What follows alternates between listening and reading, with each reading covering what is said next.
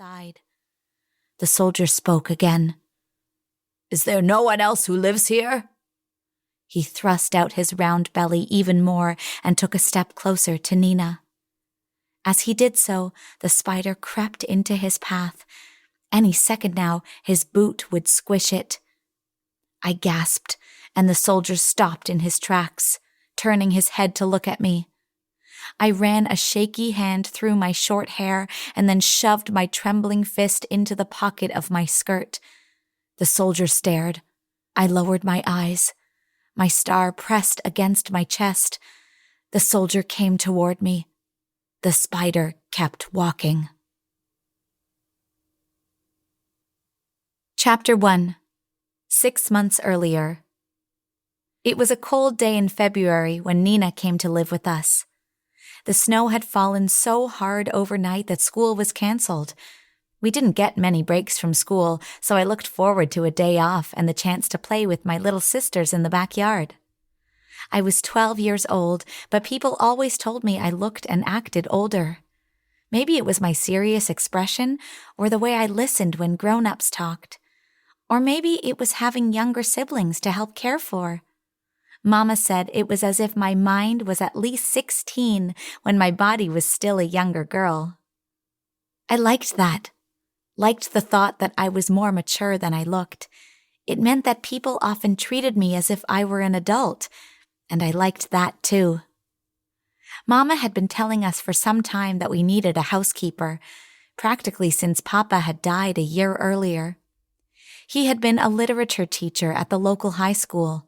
Mama was going to take over his job and return to work full-time.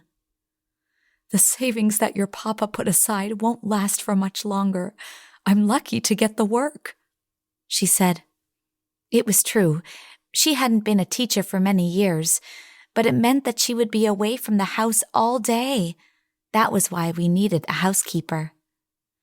I knew that we needed someone else here at home to make Mama's life easier, and probably mine as well, but I couldn't bear the idea of someone I didn't know coming to live with us. It was hard enough getting used to life without Papa. Sometimes I still couldn't believe he was gone, even though I had watched him getting sicker by the day. He had become more tired than usual.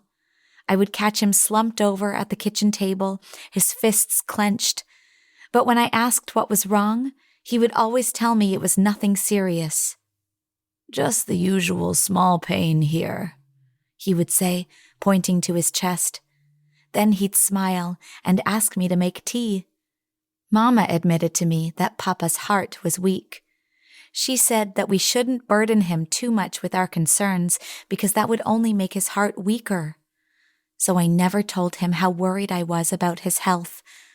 But I noticed that he stopped throwing baby Galia into the air and catching her as she squealed with delight, and that he stopped carrying Nadia around on his back while she begged him to gallop like a horse. And then he took to his bed. And then he died. It happened so fast. He was awake when I left for school one day, and gone by the time I came home. "But I wasn't here to say goodbye," I sobbed. "Papa knew how much you loved him," Mama said between her tears. That didn't make me feel much better. Papa's heart may have been sick, but mine felt as if it was broken. I cried and cried until there were no more tears inside of me. There was a picture of Papa that hung in our sitting room over the fireplace.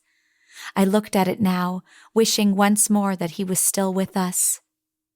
"Dina, I can't work and look after the house as well as the three of you," Mama said, interrupting my thoughts. "I need help."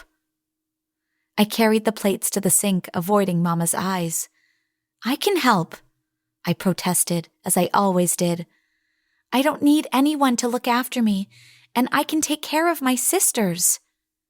I was already changing the baby's diapers and helping Nadia get dressed for school. I could cook and clean without anyone watching over me. "And what's the baby supposed to do when you and Nadia are at school? Will she look after herself?" Mama walked over to me, turned me around by the shoulders, and lifted my chin. "My job starts